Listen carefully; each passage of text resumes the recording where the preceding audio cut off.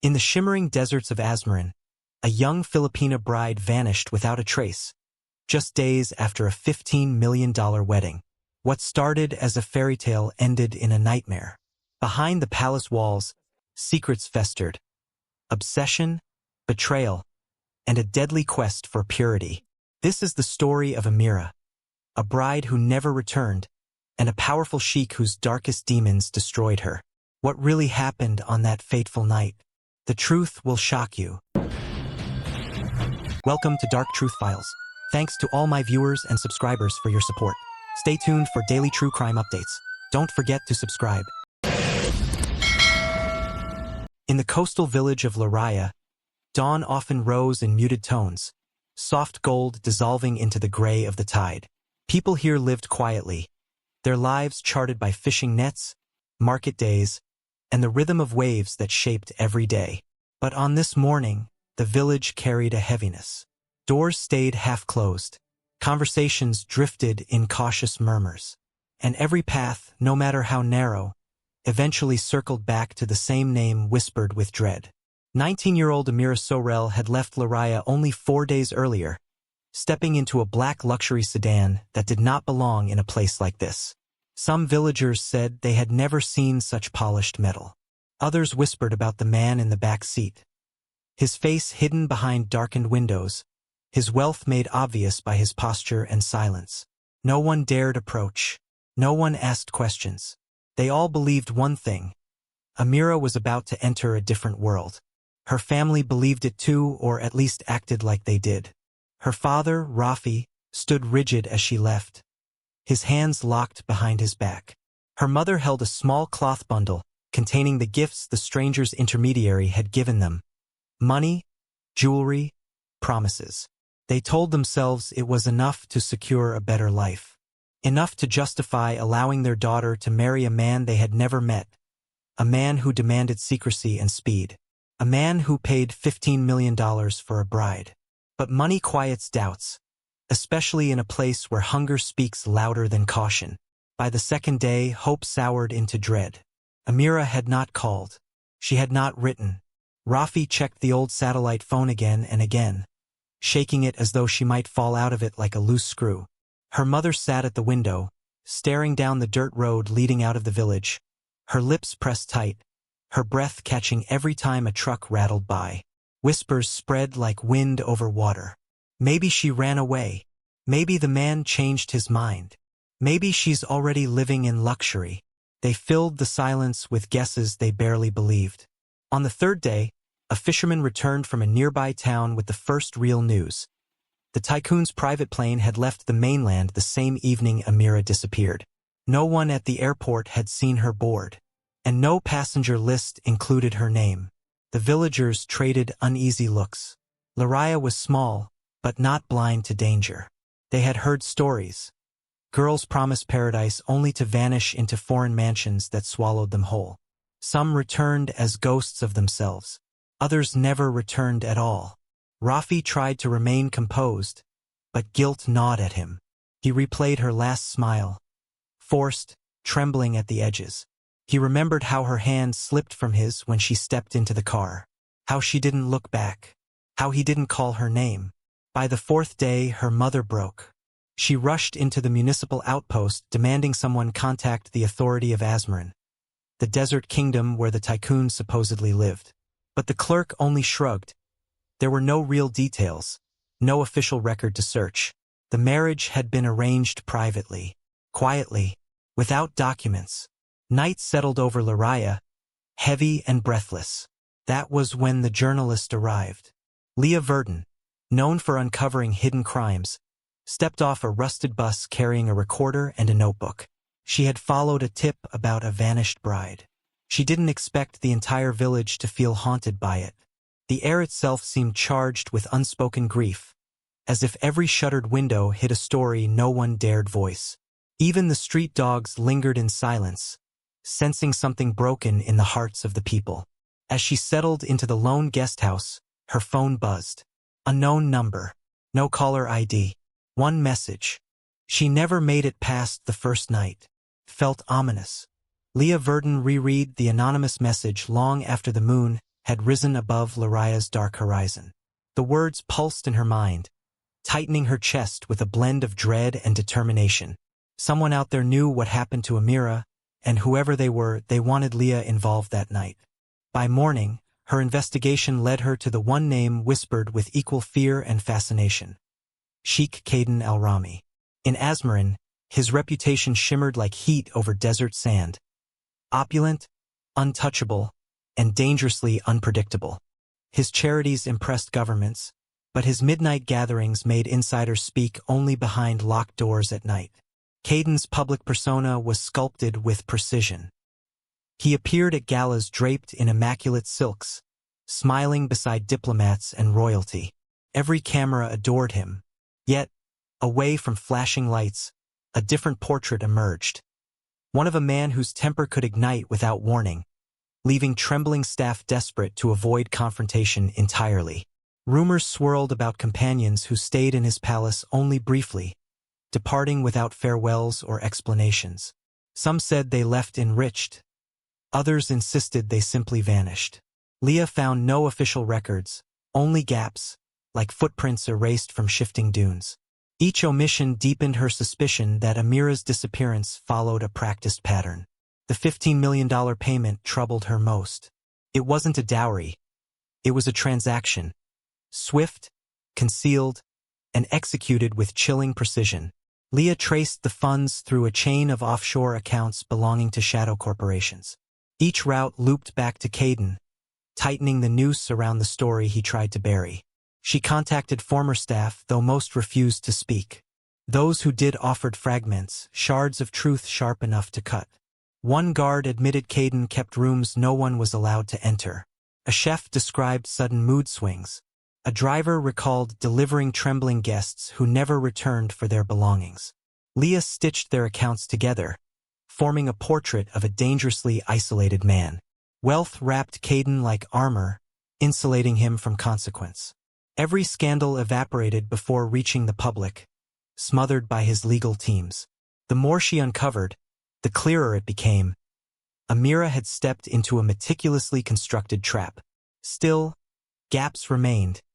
Dark spaces in Caden's history that resisted illumination.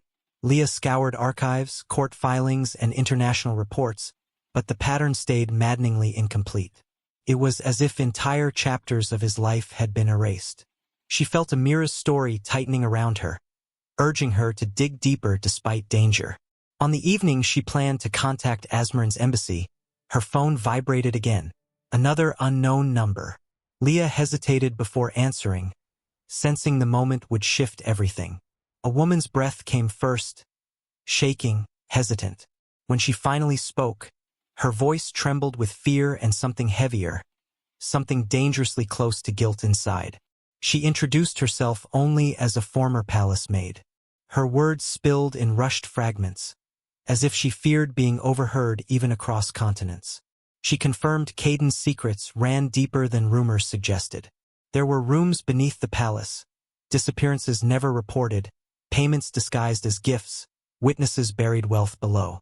Leah pressed for details, but the maid abruptly lowered her voice, warning that Caden monitored anyone who spoke against him.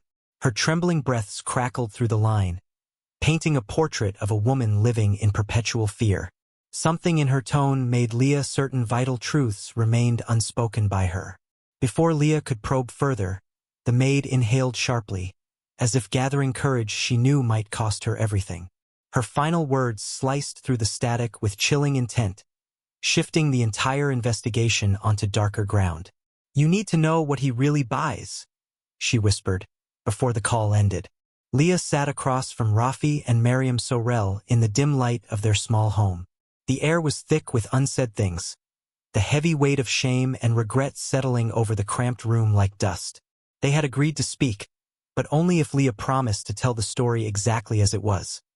A story tangled with desperation, hope, and heartbreak. Rafi's hands trembled slightly as he began, voice rough like gravel scraped over stone. "We were drowning in debt. No way out. The harvest failed twice. The bills piled higher. We had no food for the children, no medicine for Mariam's sickness." He glanced at his wife, whose eyes glistened with unshed tears. When the man's messenger came, we thought it was a miracle. The intermediary had appeared suddenly. A sharply dressed man who claimed to represent a wealthy benefactor from the desert kingdom of Asmaran. He promised a marriage that would rescue the family from ruin. A deal sealed not in love, but in survival. $15 million was the price whispered to them, though the money would come slowly in stages under strict conditions. Miriam spoke next, her voice soft but resolute. He asked for Amira's purity, that she be untouched. The exact words. They said it was sacred to the Sheikh, a tradition in their culture. Her gaze dropped to the floor. At first, I didn't understand, but when they explained, we had no choice. Amira was their youngest daughter, shy and obedient, a girl molded by the village's expectations of modesty and respect. She had dreams, small and quiet, of learning to read better, maybe leaving the village one day, but none included marrying a stranger for money. When her parents told her of the arrangement, her eyes filled with confusion and fear. Leah had asked if Amira protested. Miriam shook her head slowly. She said nothing. She was afraid. She believed she had no choice. Miriam's voice cracked as she added, "She wanted to protect us." Leah reached into her bag and pulled out a worn notebook. "Amira's diary," she said gently. It was found hidden beneath her bed, torn and stained. Her last entries are full of dread, not hope. Rafi swallowed hard before recounting the words his daughter had written. "I don't know what awaits me. I am scared, but I must be strong. They say I must be pure, but what if they find something wrong? What if I'm not enough? I want to come home." The diary revealed a girl trapped between obedience and terror, a silent prisoner of promises made in shadows. Leah could almost hear the pulse of fear behind each line, the way it thickened the air in this tiny home. Leah requested to see the marriage contract. The parents hesitated, then produced a faded document with flowing script and seals that looked older than the family could explain. The contract outlined the exchange: money for marriage, obedience for freedom from debt. But it was a hidden clause that sent a chill through Leah's spine. Tucked deep in the fine print, almost invisible to an untrained eye, was the phrase, "Bride must be untouched." Not just tradition, not just culture, a condition enforced with the threat of consequences unspoken. As Leah studied the page, a sudden sound echoed from outside, sharp footsteps on gravel, a door slamming somewhere in the distance. It was the first time since arriving in Laraya that the village felt less like a safe harbor and more like a cage. The deal that promised salvation was, in truth, a contract signed in fear. A contract that would unravel everything Amira thought she knew about family, love, and safety. Leah's fingers traced the forbidden clause again, heart pounding. What kind of man demands purity like a commodity, and what happens when that purity is questioned? The desert sun scorched the earth as Amira's convoy approached the mansion. A sprawling fortress of gleaming marble and towering walls, rising like a mirage from the endless sands. The opulence was staggering.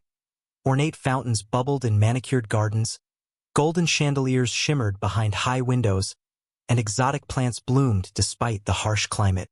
But the beauty felt hollow, a glittering cage beneath the relentless sky. As the black armored vehicles rolled through the massive iron gates, Amira's heart thudded with a mix of awe and growing dread. The air smelled faintly of jasmine and dust, yet carried a chill she couldn't place. Guards clad in crisp uniforms with inscrutable expressions flanked every entrance. Their eyes never wavered, scanning, calculating, watching. The car door opened, and Amira stepped out into a world she had never imagined. Servants moved silently in crisp white uniforms, heads bowed, voices hushed. When she tried to speak, they answered only with measured politeness, their eyes flickering with something unreadable. It was as if she had become a ghost, visible but untouchable. At the center of it all stood Caden al-Rami, tall, impeccably dressed in traditional robes of deep midnight blue embroidered with silver thread. His gaze locked onto Amira the moment she appeared, sharp and unblinking. There was something unnerving in the way he watched her, an intensity that pressed down like the desert heat. He smiled briefly, a flash of charm that barely reached his cold eyes. "Welcome," he said, voice low and smooth, yet edged with something distant. "You honor my home." Amira bowed her head politely, but inside she felt the walls closing in. This was no wedding, no celebration. She was a possession, a prize displayed for approval. Her dreams of a new life crumbled beneath the weight of his gaze. The mansion's interior was both magnificent and oppressive. Endless halls stretched into shadowed corridors, rich carpets muffling her footsteps. Portraits of ancestors, stern and silent, lined the walls as if judging her every move. The air was thick with secrets whispered behind closed doors. She was shown to a suite lavishly decorated, silks, perfumes, and heavy curtains drawn tight against the harsh light outside. Yet Amira found no comfort. The windows were too high, the locks too sturdy. The silence was broken only by distant echoes of footsteps and the faint hum of unseen cameras. Days passed in a blur of ritual and cold formality. Caden's obsession with her purity became painfully clear. Each glance, each question, was loaded with suspicion and demand. She felt stripped of agency, reduced to a body to be inspected, tested, and controlled. Servants whispered behind her back, casting furtive glances. Some pitied her. Others avoided her altogether. Amira realized quickly that the mansion was a kingdom of shadows, where loyalty was bought and fear was currency. One evening, Caden summoned her to a private wing she had never seen. His eyes burned with fury and confusion. He paced the room, words tangled with rage and disbelief. Amira's attempts to speak were drowned by his accusations. His voice a storm of jealousy and paranoia. The walls seemed to close in as the confrontation escalated. Suddenly, Amira felt herself losing consciousness. The last thing she remembered was Caden's hands gripping her arms with a strength that was no longer protective but possessive, desperate. Hours later, security footage surfaced, revealing a chilling scene.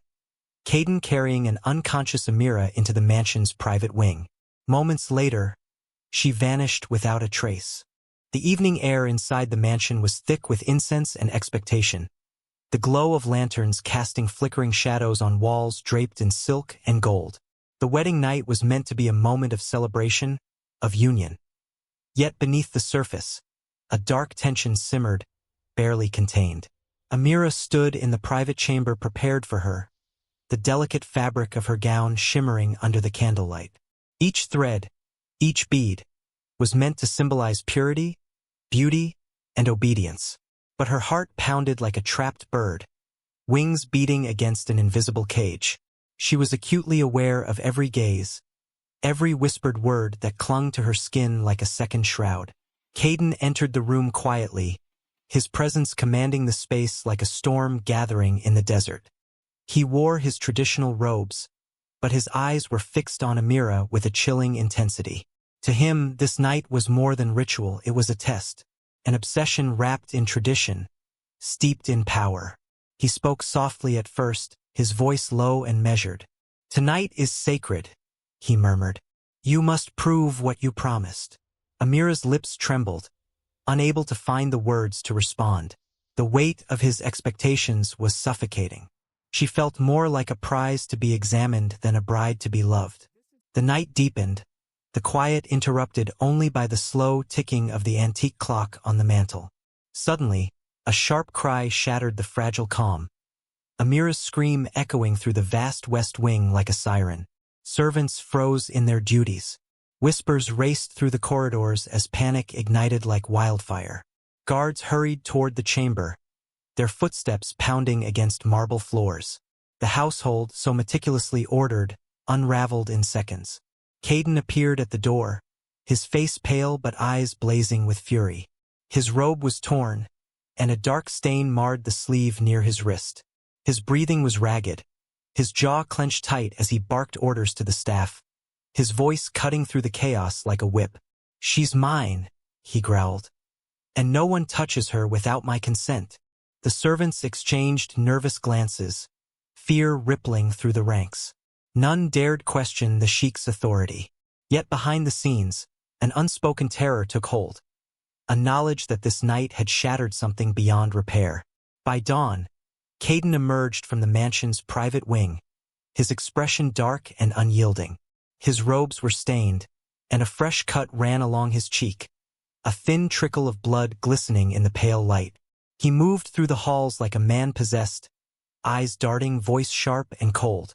Rumors began to swirl among the staff. Whispers of what had transpired behind closed doors, fragments of a story too dangerous to tell openly.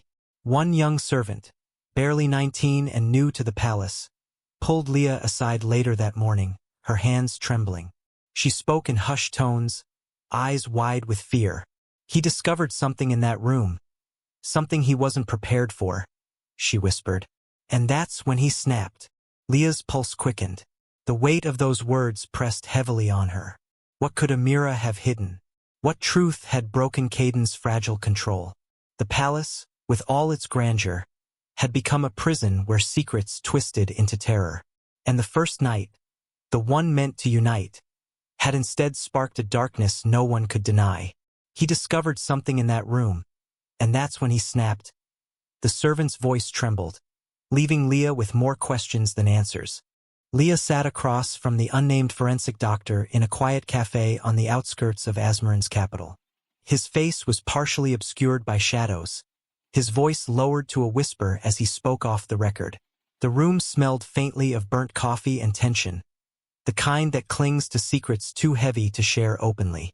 The doctor began carefully, choosing his words as if each one could unravel the fragile veil of silence surrounding Caden El-Rami. The Sheikh believed he was deceived, he said, voice trembling slightly. He was convinced Amira was not the pure bride she was supposed to be. His confession wasn't just about infidelity or betrayal in the usual sense. It was far darker, rooted in obsession and twisted cultural ideals that weighed heavily on Caden's mind. The doctor described how Caden's rage spiraled rapidly, a storm fueled by years of jealousy and paranoia, but also by wounds hidden deep within his past. He carried a heavy burden from childhood. The doctor continued, eyes distant. A betrayal so profound it fractured his sense of trust, especially in women. It haunted him, shaped his every decision. The doctor paused, tracing a finger over a faded scar on his wrist, a sign of his own haunted history. This trauma twisted Caden's obsession with purity into something violent, a rigid demand that left no room for doubt or mercy. Amira was more than a bride to him, the doctor explained. She became a symbol, a test of his control over a life that had always felt uncertain. When the truth, or what Caden believed to be truth, was revealed on that fateful wedding night, the shock shattered his already fragile psyche. The doctor described a psychotic breakdown, a man consumed by rage and fear, his actions no longer governed by reason or love, but by an uncontrollable fury. Leah pressed for details, desperate to understand the full extent of what had unfolded behind closed doors. The doctor hesitated but revealed fragments. Caden's accusations, his violent outbursts, the desperate attempts to enforce control through intimidation and force. His world collapsed, the doctor said softly. He was not a monster by birth, but his fear made him one. A man who believed his entire world had been built on a lie.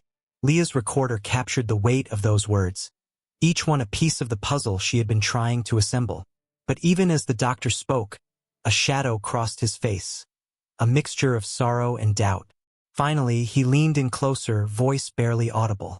But what he believed wasn't true. The statement hung in the air, thick with implication.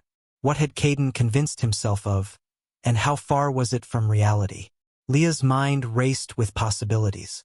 Had Amira been innocent all along? Was the entire tragedy fueled by misunderstanding and fear rather than fact?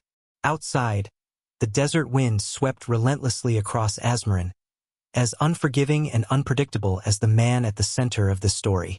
The line between victim and perpetrator blurred, tangled in a web of cultural expectation, personal trauma, and devastating human flaws.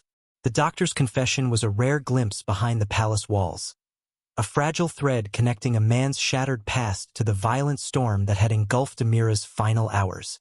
It was clear that the truth, whatever it was was far more complicated than anyone had imagined.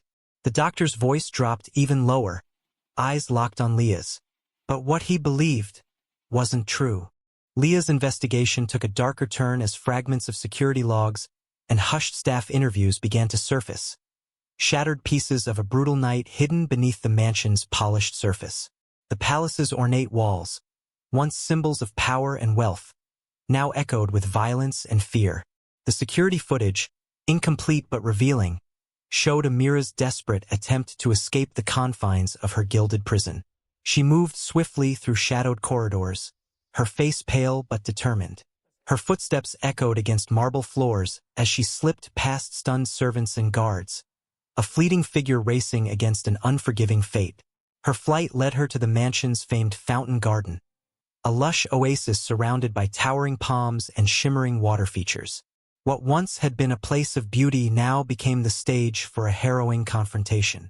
The moonlight cast long shadows as Caden appeared, his silhouette dark and imposing, cutting off her only path to freedom. Staff testimonies painted a haunting picture of those final moments. Amira's voice trembled as she pleaded for mercy, her hands raised in desperation. Caden's rage was fierce, his words sharp and accusing, an unbearable mixture of jealousy, fear, and heartbreak. One servant recalled hearing Amira cry, "Please, I didn't lie. I'm not what you think." But Caden's fury drowned out her words, replaced by the heavy thud of a struggle beneath the stars. The garden's serenity was shattered by chaos, the clash of power and vulnerability, the terrifying final act of a story no one wanted to witness. Fear gripped the servants and guards who watched helplessly, torn between obedience and horror. Leah pieced together these fragmented accounts like a mosaic of human tragedy. The violence was sudden, brutal, and irreversible. Amira's final moments were filled with terror, pleading, and a tragic misunderstanding born from cultural obsession and fragile pride. After the struggle, silence swallowed the garden. Caden's figure retreated into the shadows, leaving behind a scene stained with more than just fear. The staff exchanged uneasy glances, knowing this night had crossed a boundary that could never be undone. Days later, the mansion staff began to move with a new, chilling purpose, a quiet but urgent effort to erase the evidence of what had happened. Guards patrolled with sharper eyes, and whispers turned into threats. One of the oldest guards, a man who had served the Al-Rami family for decades, pulled Leah aside under the cover of night. His voice was low, burdened by years of secrets. "We buried something that night," he confessed, eyes avoiding hers. Leah felt the weight of those words crash over her. Buried what? A body? A secret?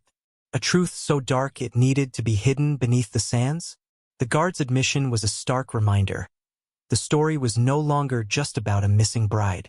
It was about a cover-up, a betrayal that extended beyond personal tragedy into the realm of something sinister and deliberate.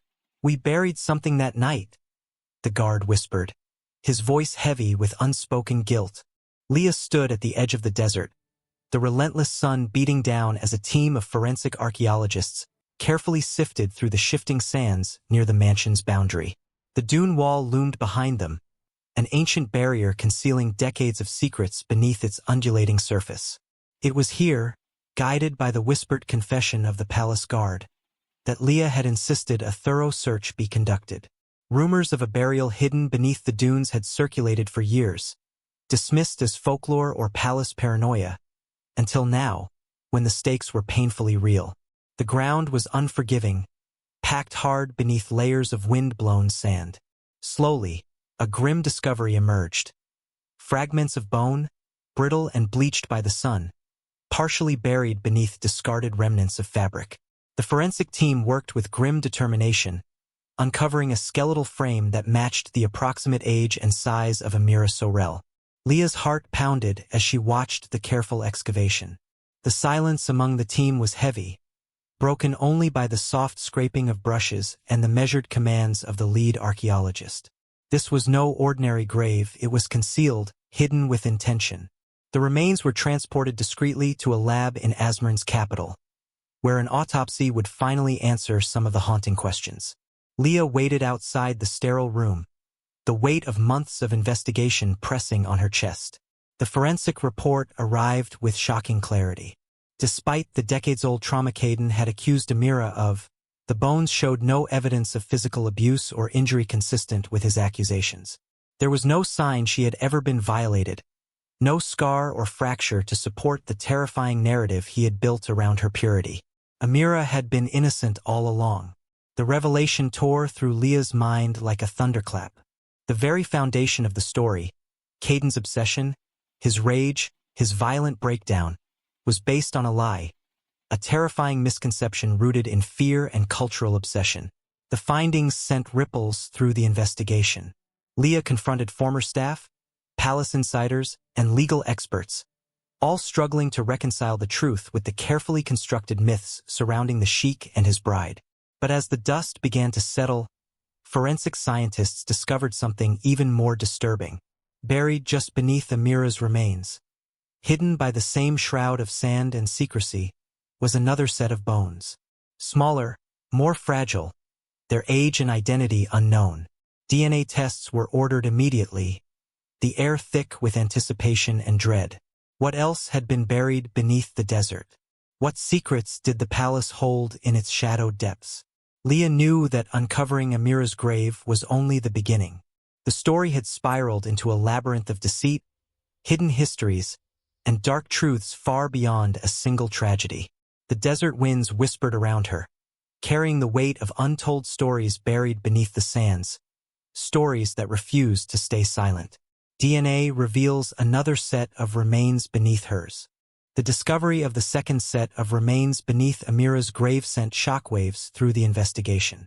Leah and the forensic team pressed on, expanding the search around the mansion's shadowed perimeter.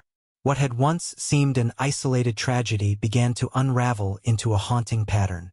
Beneath the shifting dunes, bones and remnants emerged, carefully concealed, deliberately hidden. Two earlier victims, women who had disappeared under Caden's watch, now laid exposed in the desert's silent grasp. Both shared chilling similarities with Amira. Young, beautiful, chosen for their purity, and swallowed by darkness. Leah's fingers trembled as she reviewed the evidence. Fragments of letters, faded photographs, whispered rumors now grounded in terrifying fact. Caden's modus operandi was clear: obsession, suspicion, violence, and erasure. Each bride was a testament to his fragile control and unchecked paranoia. The palace's polished veneer cracked, revealing a man driven by demons no wealth could suppress.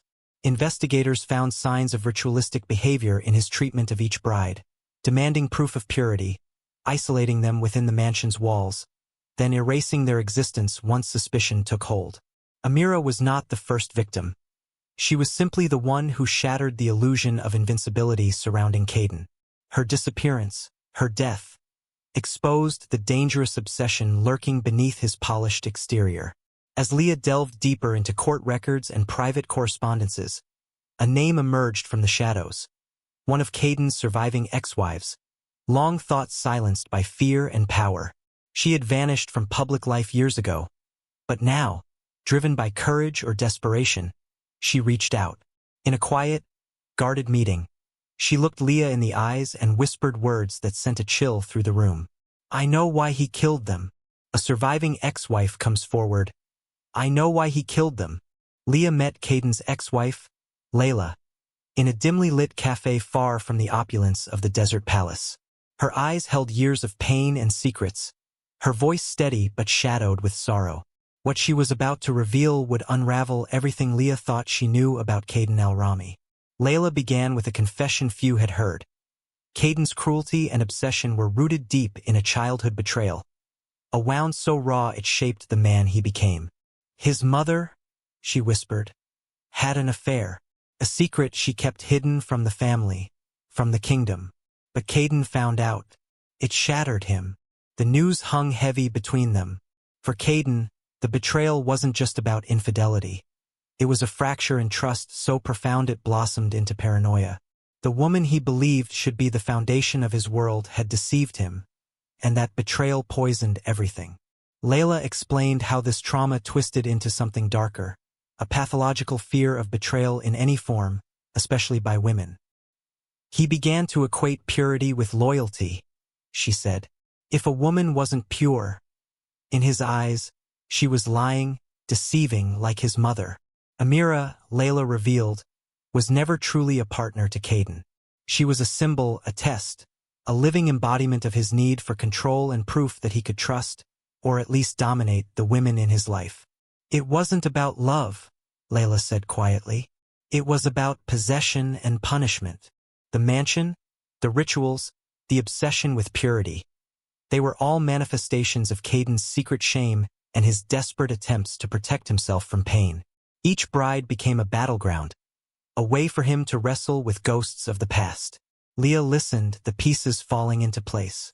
The story of a man broken long before Amira ever stepped foot in his palace. A man shaped by betrayal and hardened by fear. His rage was a mask, hiding a child still wounded by his mother's secret. Just as Layla finished, she reached into her bag and pulled out a small, worn, leather-bound journal. Caden has kept this since he was 12, she said, her voice barely above a whisper. It's locked, and no one else has seen what's inside. The journal was a key, a potential window into Caden's mind, his fears, and perhaps the truth behind the tragedies that followed. Layla handed it to Leah with trembling hands, an unspoken plea for understanding and justice. Leah felt the weight of the journal in her hands. More than just paper and ink. It was the final piece of a puzzle that might reveal the man behind the myth, the boy behind the monster. Layla handed over a locked journal Caden kept since he was 12. Leah sat alone in her small apartment, the locked leather journal resting heavily on the table before her. She hesitated, heart pounding with a mix of dread and determination. What secrets would those pages reveal? Would they confirm everything she feared, or offer new horrors? With careful hands, she picked the lock using a thin hairpin, a skill learned from years of investigative work. The journal's spine creaked softly as it opened, releasing the faint scent of aged paper and ink, a time capsule of a tortured mind. The first entries were hauntingly innocent. A boy's attempt to make sense of a fractured family, scribbled notes about loneliness and confusion. But as the pages turned, the tone darkened. Anger seeped through the words, raw and unfiltered. Caden's early teenage writings revealed a growing obsession with control and purity. He detailed imagined betrayals, real or perceived, fueling a paranoia that tightened like a noose around his thoughts. Each entry grew more erratic, fantasies of dominance, violent punishments for those who failed him, and bitter resentment toward his mother's secret that had poisoned his youth. Leah read passages describing tests Caden devised, rituals designed to prove the loyalty and chastity of the women in his life. These were no innocent traditions. They were violent examinations veiled in cultural expectations, a chilling attempt to regain power over his fractured trust. One entry stood out, dated just months before Amira's arrival. It detailed an intense rage, triggered by the suspicion that his fiancée might be hiding something. His writing was fragmented, almost incoherent, but the threat was clear. If she lies, she pays the price. As Leah flipped through, guilt surfaced repeatedly in Caden's words. He wrestled with his own monstrous impulses, acknowledging the pain he caused yet unable to stop the cycle of violence. The journal was a confession, a psychological autopsy of a man unraveling under the weight of his past. Leah's breath caught when she reached the final page. Scrawled hastily, the words chilled her to the bone. Someone helped me bury her. Who? And why? The question slammed into her with brutal force. It suggested complicity, a dark secret shared behind closed doors. Someone who had been part of the cover-up, willing or forced to silence the truth. The journal was more than a record of Caden's madness. It was a roadmap to the hidden layers of this tragic story, exposing not just a man's downfall but a network of silence and deception. Leah closed the journal slowly, the weight of its revelations pressing on her like the desert heat outside. The investigation was far from over. In fact, it was only just beginning. The last page read, "Someone helped me bury her." The truth had been buried beneath layers of silence, fear, and desert sand for far too long.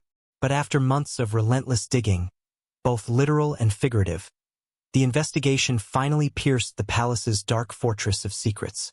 It was a loyal guard, one who had served the Al-Rami family for decades, who finally broke. His confession was slow, heavy with years of guilt and terror. Behind closed doors, away from prying eyes and the harsh glare of justice, he recounted the fateful night with shaking hands and a voice barely above a whisper. "I did what I was told," he confessed, eyes hollow. "I helped. I buried her." His words confirmed the chilling truth hinted at in Caden's own journal. The guard had been an accomplice, whether out of loyalty, fear, or blind obedience. He had been part of the cover-up that concealed Amira's fate. Caden Al-Rami's arrest was swift and public. The billionaire Sheikh, once untouchable, was stripped of his power and privileges. His fall was as dramatic as his rise, a stark reminder that wealth and influence could never fully shield someone from justice. Yet, despite the legal closure, the emotional devastation lingered like a ghost. Amira's family, shattered by grief and betrayal, faced a lifetime of healing.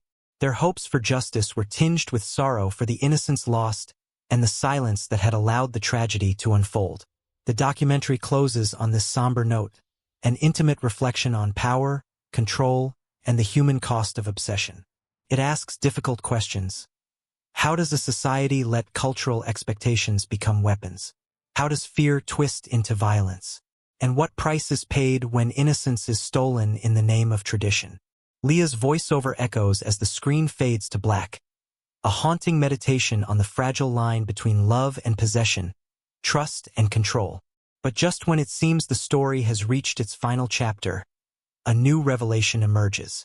A recovered flash drive, found hidden deep within the palace's archives, holds a video recording.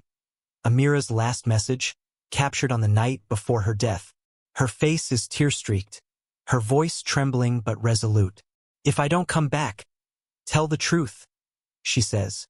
Her words a chilling plea for justice, a final cry from beyond the grave. The screen cuts to silence, leaving the audience with a lingering question. What truths remain hidden, waiting to be uncovered?